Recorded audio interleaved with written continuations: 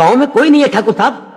आमच्यासारखे काय मेले का गावात फिरायले? मग काय हो दादा, निघाला ना सणाना फिरी तुमचा भाऊ. मग काय इकडे तर जला फिर से